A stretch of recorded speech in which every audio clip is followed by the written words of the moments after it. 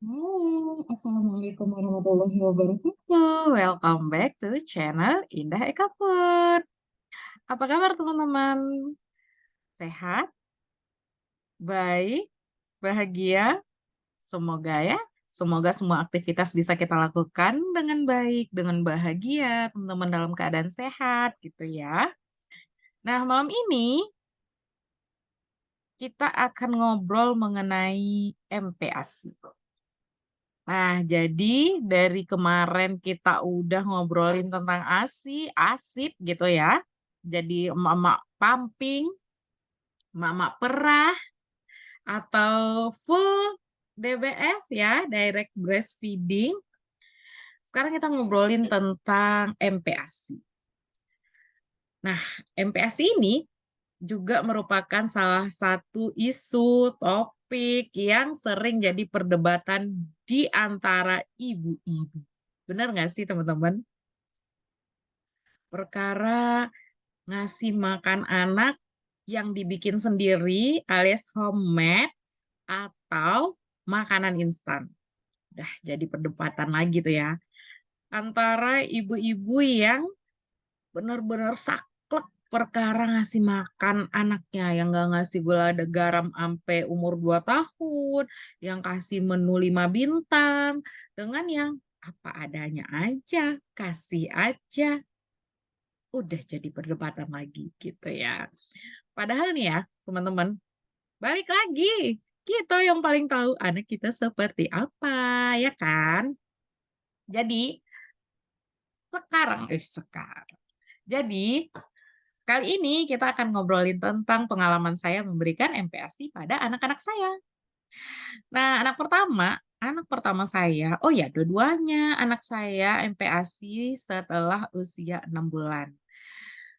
Ada yang memberikan MPASI pada usia kurang dari 6 bulan ya, ada yang kadang di 5 bulan yang ngasih gitu ya. Tapi jangan lupa, hal itu perlu dikonsultasikan dengan ahlinya. Ada dokter, ada ahli gizi gitu ya. Jangan hanya ngasih karena menurut kita, anak kita udah mau gitu. Akan lebih baik untuk konsultasi terlebih dahulu. Memang tidak semua anak akan terjadi apa-apa atau resiko kan berisiko ya. Jadi, pemberian MPASI untuk anak di bawah usia 6 bulan itu beresiko, karena dikhawatirkan memang organ pencernaannya belum siap untuk itu. Karena biasanya anak-anak itu memang ketika lahir mereka beradaptasi dulu kan ya gitu, yang dulunya nggak makan, terus sekarang dapat asupan dari luar berupa ASI atau susu formula gitu ya, yang takarannya, konsistensinya encer kan ya, cair gitu. Nah, kalau makanan pasti cenderung lebih padat. Walaupun nih seperti bubur instan yang diencerkan pembuatannya, tetap aja konsistensinya tentu lebih padat ketimbang, susu gitu ya. Ada yang, mmm, orang tua kita mungkin atau kerabat kita mungkin yang dahulunya memberikan makanan langsung saat masih bayi udah dikasih makan, ada ya, pernah dengar ya teman-teman, kayak dikasih pisang gitu ya, pisang yang dikeruk, terus diencerin lagi pakai susu mungkin atau ASI gitu. Itu tidak disarankan, tapi kembali lagi memang itu keputusan dari orang tua, hanya saja itu sangat tidak disarankan karena memang sangat beresiko dan secara profesional saat saya bekerja pun, saya juga pernah menemukan akhirnya anak harus dirawat, harus ada pengangkatan ususnya, bagian ususnya, dan saya sudah pernah ketemu itu, gitu. Jadi, ya dulu mungkin ketika orang lain melakukan itu tidak masalah, ya siapa tahu nanti di anak kita jadi masalah, yang namanya resiko kejadiannya ya 50-50 kan teman-teman, gitu. Jadi, lebih baik kenapa sih kita harus maksain gitu kan ya. Cuman, ya kembali lagi, itu keputusan kita masing-masing, itu hak kita untuk melakukan itu karena anak adalah anak itu pemberian kebutuhannya ya kembali lagi ke orang tua kan, karena belum bisa mengambil keputusan sendiri, gitu. Jadi ya kalau teman-teman ada yang mau memberikan MPASI saat anak belum berusia 6 bulan ya, kembali lagi coba konsultasikan kepada ahlinya dan pastikan memang anak sudah bisa menerima itu. Karena kan kita bisa lihat ya, kapan sih anak mau makan gitu, karena kan udah ada tanda-tanda gitu ya. Seperti anak kita itu tertarik ketika kita makan gitu ya. Seperti meminta apa yang sedang kita makan, kayak dia dia kayak mau ngasih tangannya, tangannya mau ngambil makanan kita gitu ya. Terus ketika kita makan dia tertarik banget, nengok ke kita, ngeliatin kita gitu ya. Itu merupakan respon anak udah mulai tertarik dengan makanan, mau dengan makanan gitu ya. Jadi itu salah satu, anak udah bisa makan nggak nih? Iya. Salah satu bentuk responnya, yes, itu seperti itu. Terus ya di 6 bulan, setelah 6 bulan kita mulai tuh mengenalkan, jangan lupa mengenalkan tetap dengan konsistensi dulu yang paling lunak. Jangan langsung kasih nasi tim gitu ya. Paling lunak dulu, bubur ya biasanya kita bikin bubur boleh mau bikin manual, mau pakai, apa namanya, saya lupa deh, slow cooker ya, pakai slow cooker, mau terus abis itu mau di-blender lagi apa disaring lagi, terserah ibu-ibu. Nggak apa-apa, apa aja caranya, metodenya, yang penting dengan konsistensi yang lunak dulu. Terus boleh kita campurin dengan ASI kita, boleh loh ibu-ibu gitu. Karena anak kita yang terutama yang full ASI ya, anak kita tuh taunya bau ASI aja. Nah, boleh ditambahin, kadang-kadang bikin, nafsu makan dan seleranya lebih baik karena, "Oh iya ini mirip nih sama yang saya cium yang biasa," gitu. Boleh dicampurin buat ngencerin lagi gitu, terus kita tambahin ASI itu boleh. Terus lama-lama nanti pelan-pelan kita akan naikkan konsistensinya ya, konsistensinya mulai bubur agak padat gitu ya, terus ya yang dibujuk-bujuk doang gitu, ya suka-suka aja lah ibu gitu kan, yang penting terpenuhi tuh zat gizinya, jangan cuman, karbo aja gitu. Jadi penting kita mengetahui, karbohidrat, protein ya, lemak, kandungan lemak, kita penting perlu mengetahui itu, gitu. Karena kan kasihan ya, walaupun kita tidak akan memberikan mungkin kita bukan penganut menu 5 bintang, tapi setidaknya, zat gizi yang dibutuhkan anak kita penuhi. Meski tidak 5 bintang sekaligus ya nggak masalah gitu kan, tapi harus terpenuhi. Jangan hanya cuma karbohidratnya aja, tapi juga ada proteinnya. Jadi ada karbohidrat, ada protein gitu ya, ada lemak, kandungan lemak, karena semuanya dibutuhkan oleh bayi kita, anak kita gitu ya. Saya dulu, memberikannya sama, saya bikin manual, terus karena anak pertama dulu, semua harus dipisah. Nah, dulu saya baca, lihat kayak gitu di sosmed, saya ngerjain yang kayak gitu juga, nggak dipisah, nggak sama talenannya, terus, alat masaknya, piringnya, semuanya dipisah. Padahal mah yang penting bersih ya, ya nggak apa-apa juga, cuman ya karena anak pertama kali ya, pertimbangannya mau memberikan yang terbaik gitu. Agak-agak santuy emang, agak-agak repot gitu ya. Saya siapkan sendiri dan pada akhirnya ternyata saya memahami anak saya juga menyukai makanan yang dibikin sendiri. Jadi saya bukan, anti instan, saya bukan, tidak mau memberikan instan, tapi anak saya kurang menyukai makanan instan. Jadi maunya memang yang homemade, sukanya yang homemade. Terus saya juga menerapkan no gula garam hingga usia 2 tahun. Tidak ada es krim, makanan-makanan manis, semua hal-hal manis tidak ada. Jadi anak pertama saya itu, duh, bisa dibilang sehat lah begitu makanannya gitu ya. Kalau zaman waktu anak saya itu ketemu misalnya sama sepupu-sepupunya gitu ya, sepupunya pada kalau, jajan nyari coklat, nyari es krim, oh anak saya tidak. Weh, baik bener gitu kan ya. Paling yang dicari itu jus, hal-hal seperti itu. Karena memang sepertinya dia lebih suka itu. Dia nggak suka makanan yang dibeli pun tidak. Jadi saya nyiapin makanannya biasanya dan bahkan walaupun menunya sama, dia nggak dia nggak apa-apa, yang penting, bikin di rumah, makanan rumahan bukan yang instan gitu. Biasanya saya bikin pagi sebelum berangkat kerja gitu ya, saya siapin, beserta snack-nya. Jadi dia juga snack-nya itu jarang banget dia mau yang kayak crackers gitu, itu hanya bener-bener selingan yang jarang banget dia mau makan tapi nggak yang doyan banget gitu. Jadi lebih ke, saya bikinin misalnya sayur, dicelup ke air mendidih gitu ya, dibersihin terus dipotong kecil-kecil, celup ke air mendidih, nah itu snack-nya dia. Dia suka pakcoy, dia suka, brokoli, cuman agak males kalau sayuran yang ada daun-daunnya kayak kangkung gitu, bayem, mungkin karena benyek kali ya, dia agak kurang suka. Mau, tapi kurang suka.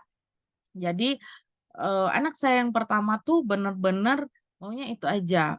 Saat perjalanan nah atau ini, buah, selain pure gitu ya, yang kita jus misalnya kan, kita jus mmm, atau kita potong-potong tuh kan kadang terlalu keras ya, kalau kayak apel ama pir gitu misalnya contohnya, biasanya saya kukus sebentar.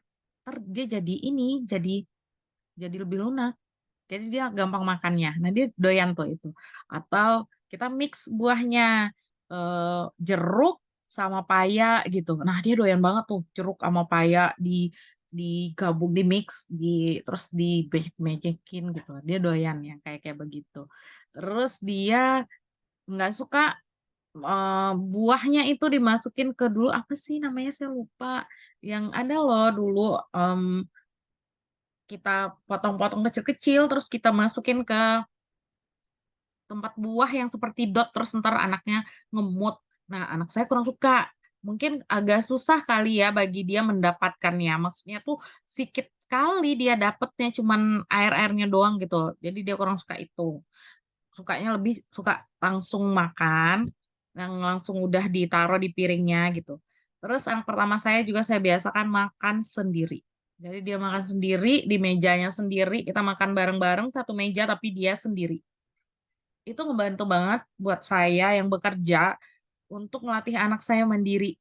Walaupun ngeberesinnya memang butuh kerja ekstra. Ya namanya juga anak-anak ya, nggak mungkin nggak berceceran tuh makanannya, nggak mungkin, cuma di meja aja walau kita udah kasih bib, kita udah alasi tuh tempatnya, kita udah gimana caranya biar yang berserakan di tempat yang langsung bisa kita angkat, tetep aja entar juga kadang dia dia buang ke bawah makanannya gitu.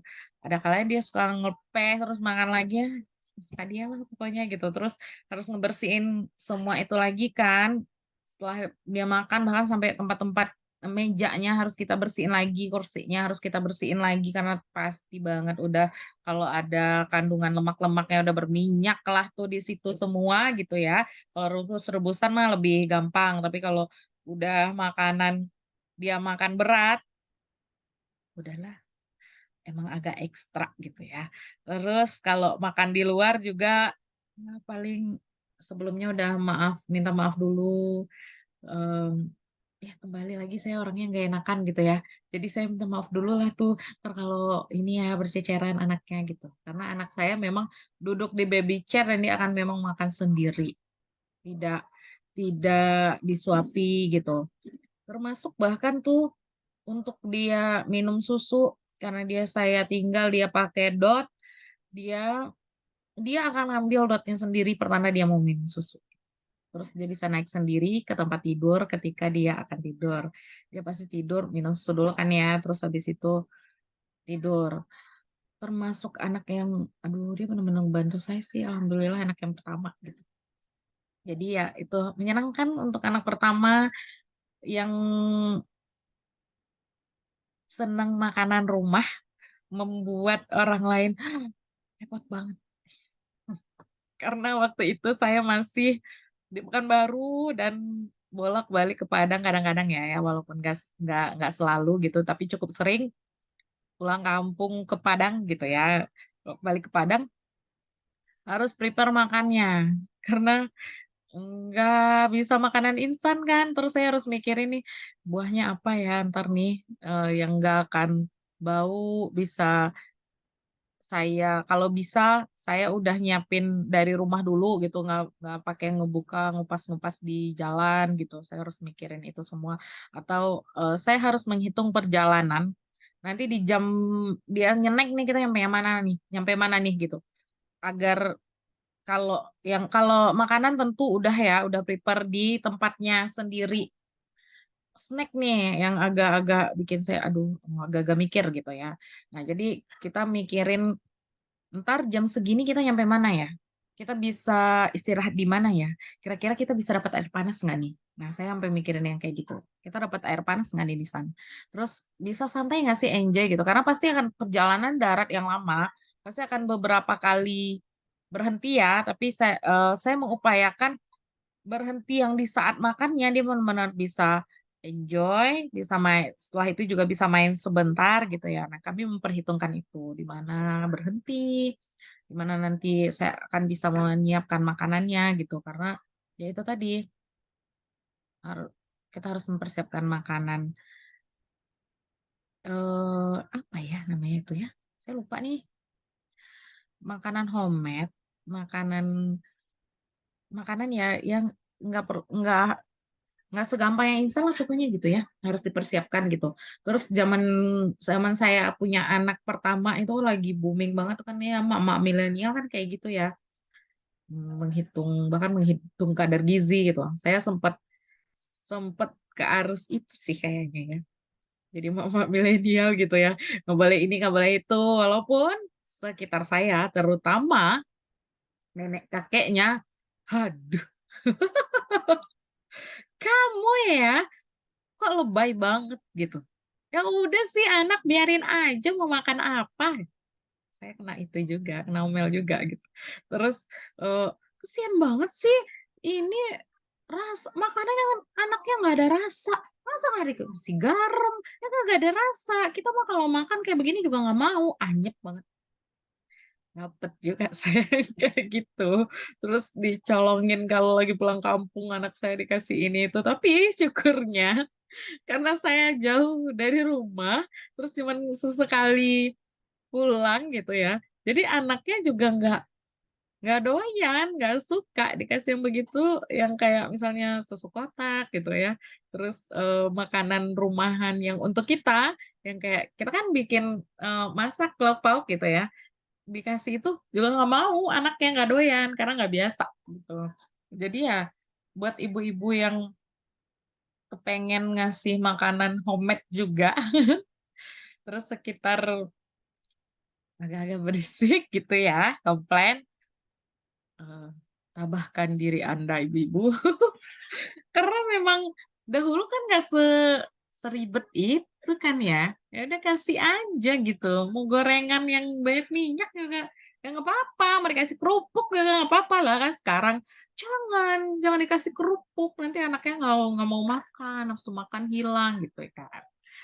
Nah, ya balik lagi lah pilihan masing-masing, ini cerita saya aja gitu. Jadi saya masih sempet, diprotesin tuh ada, tapi ya kebetulan karena jauh, terus ya saya yang handle gitu ya, terus saya udah nyiapin ketika saya nitipin anak ke saudara, ya udah yang saudara saya mah ngasih aja apa yang udah saya ini kan, saya titipin gitu. Jadi ya pengalaman ASI anak pertama saya itu menyenangkan, mmm, membuat saya yang tidak suka masak dan tidak terlalu pintar masak harus masak gitu ya, karena anak saya mengidolakan saya sebagai chef-nya. Bagi anak saya chef-nya gitu loh, ibu-ibu. Jadi seneng dan, walaupun nih anak saya makan dengan teratur seperti itu, saya bikin jam makannya, saya Eee, memberikan makan yang walaupun tidak selalu 5 bintang, tapi saya upayakan, karbo, protein, lemak, vitaminnya terpenuhi. Tapi anak saya yang pertama memang karena lahirnya mungkin juga kecil, dia bukan anak yang gembil gitu, yang gemesin, yang gendut, enggak. Dia alhamdulillahnya cuman dia cukup kurus, tapi alhamdulillahnya masih di hijau. Walau hijaunya itu agak bukan hijau pekat gitu ya.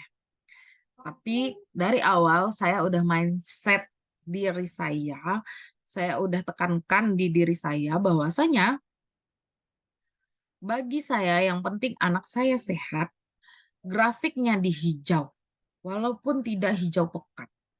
Jadi saya bodoh amat dengan sekitar saya yang ketika ngomong, kok anaknya kurus, tinggi doang, tapi nggak ada ya lemaknya, nggak ada ini bikin gemes gitu. Nggak apa-apa.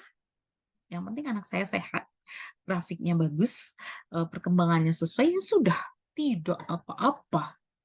Jadi ibu-ibu yang anaknya kurus, gendut, ya udah yang penting sehat. Yang penting di grafik ketika kita posyandu masih di hijau. Yang penting dia naik berat badan terus. Yang penting perkembangan motorik, sensorik, bahasanya, motorik halus, motorik kasar, bagus. Sesuai dengan perkembangannya, ya sudah. Kita nggak perlu ngomongin anak orang, dan ketika kita diomongin, anak kita diomongin, ya bodoh amat. Senyumin aja. Atau kalau bikin kita mumet ya, jauhin aja. Oh, emangnya kenapa gitu ya. Hak kita kan ya. Jadi ya udah, yang penting ibu-ibu bahagia, ibu-ibu seneng, biar anaknya juga seneng bertumbuhnya.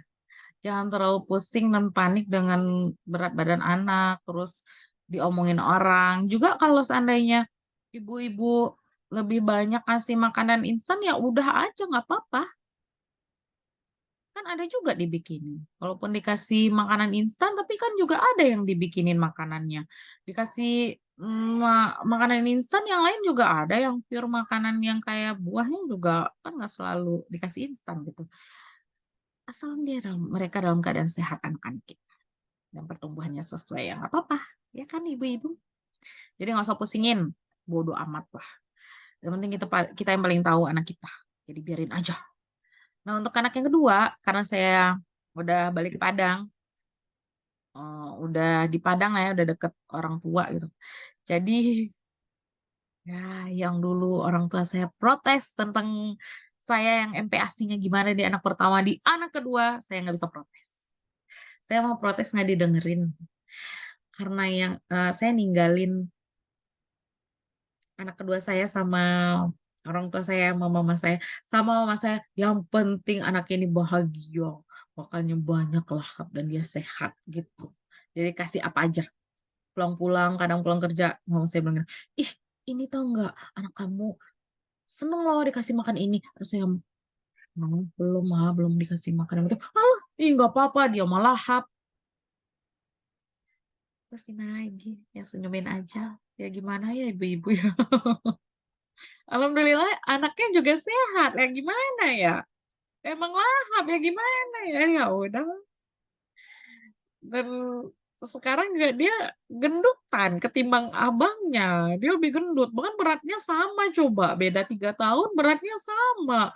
Ya prestasi sama neneknya kan, bener kan, makanya dulu kamu tuh anak pertama nggak boleh ini, nggak boleh itu, harus begini, lihat nih yang anak kedua. Gemuk, gembil, gemes nih. Seneng lah ini yang pokoknya yang kedua nih lihat nih, enak kan ya sama Oma ya gitu. Kembali lagi, yang penting anak kita sehat, bahagia, ya perkembangannya sesuai. Jadi dari cerita saya yang kemarin, 2 anak saya dua-duanya berbeda kan ya dalam kehamilannya, persalinannya, pemberian ASI-nya. MPASI-nya berbeda sekali. Saya tetap nyiapin seperti anak saya yang pertama untuk anak yang kedua ini, tetapi ya itu, kadang malah mama saya, "Udah nggak usah dibikinin, biar mama aja yang bikin." Karena kalau mama saya yang bikin, oh of course kita yang dewasa makan aja enak karena ada gula di situ, ada segala kalau dulu kan aromatik. Nah, bumbu aromatiknya tuh kita mah becek-becek aja gitu kayak, bawang merah, bawang putih yang enggak ya emang cuma dicemplung biar ada aromanya aja. Oh, kalau sama orang tua saya gitu ya, enggak pokoknya kayak kayak bikin bubur buat kita lah, enak pokoknya. Rasa-rasa buat orang dewasa, apa itu? Nggak boleh gula garam, nggak ada. Ribet banget gitu. Tapi anaknya emang gembel sekarang, emang uh, gendut gitu ya, emang dan doyan ya, gimana. Jadi ya udahlah. Terus terus sekarang anak pertama saya nggak tahu jadi pilih-pilih makanan, apa ya saya salah gitu, sekarang kayak saya udah mikir, apa ya saya salah gitu ya. Anak pertama saya jadi sekarang emang jadi pilih-pilih makanan, terus ketika saya tanya, "Kenapa Bang? Kok dulu kamu doyan kok, kamu suka semua, kamu nggak milih-milih, bahkan kamu mah gadoin, sayur, buah," gitu ya. Terus dia juga bilang, "Nggak tahu, apa dia enek gitu dulu saya kasih itu, tapi dia seneng dulunya." Terus anak saya yang kedua malahan yang apa aja mau, terus lebih mau nyoba. Anak pertama enggak ya udah enggak, kalau anak yang kedua tuh dibujuk-bujukin masih mau gitu. Jadi mama saya semakin, bener kan yang saya bilang kan. Jadi ya nggak apa-palah, seneng-seneng aja mah saya mah, oke aja. Yang penting, anak bahagia, seneng gitu ya. Anak bahagia, seneng, sehat, gimana pun caranya, gimana pun metode yang dipakai, ya nggak masalah. Jadi ya nggak apa-apalah ibu-ibu, jangan sedih. Mau MPASI kayak gimana juga nggak apa-apa, tapi yang penting pastikan anak kita siap, kita tidak memaksa, kita juga memaksa maksudnya gini ya, kadang anak tuh ada fase yang nggak mau makan loh ibu-ibu gitu, nggak usah dipaksa gitu. Sama kayak kita, entar juga lapar gitu. Paling ketika di-ASI dia akan makin lama tuh menyusui sama kita, nah kita skip aja. Entar dia mau minta ASI lagi, kita nggak kasih aja, kan dia lapar gitu. Ya akan memang ada masanya anak yang dibilang GTM dan segala macam, tapi itu akan terlewat. Nggak apa-apa, yang penting ibunya semangat, jangan jangan kebawa emosi. Kalau udah kebawa emosi, narik diri dulu gitu ya. Karena drama drama mah ada aja setiap pertumbuhan anak ya kan ya, setiap masa masa anak tuh ada aja, masa ASI beda, MPASI beda, jadi ya drama itu masih ada, tapi juga akan pasti berlalu. Jadi, semangat ibu-ibu yang sedang mempersiapkan MPASI atau sedang memberikan MPASI pada anak-anaknya, apapun metodenya, apapun caranya, apapun bentukannya, apapun yang ibu-ibu berikan dan yakini baik untuk anak-anak kita, insya Allah baik untuk anak-anak kita. Yang penting ya itu tadi, anak kita siap, memberikan memang di usianya, ketika anak kita siap, organnya siap, jangan memberikannya di saat bayi. Karena dengan mungkin alasan anak cranky, nggak kenyang-kenyang, masih nggak ada, dia makan juga ngamasi kita gitu ya, ibu-ibu.